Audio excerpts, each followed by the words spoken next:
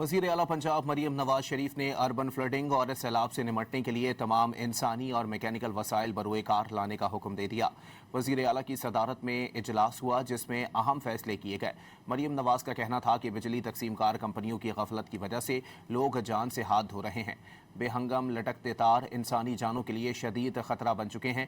उनका कहना था कि अल्लाह ताला के फजलो करम से जहाँ पानी कई कई दिन और हफ्ते खड़ा रहता था, वहाँ चंद घंटों में निकासी आब काबिल तहसीन है। मौसमियाती तब्दीली की वजह से ज़्यादा बारिशें मुतवक्के थीं। पेशगी इक़दामात कारगर साबित हुए। वज़ीर आला पंजाब मरीम नवाज शरीफ ने अर्बन फ्लडिंग और सैलाब से निमटने के लिए तमाम इंसानी और मैकेनिकल वसाइल बरोए कार लाने का हुक्म दे दिया। वज़ीर आला की सदारत में इजलास हुआ जिसमें अहम फैसले किए गए। मरीम नवाज का कहना था कि बिजली तकसीमकार कंपनियों की गफलत की वजह से लोग जान से हाथ धो रहे हैं।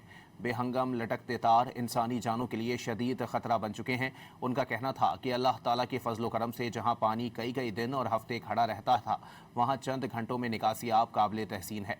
मौसमियाती तब्दीली की वजह से ज़्यादा बारिशें मुतवक्के थीं। पेशगी इक़दामात कारगर साबित हुए।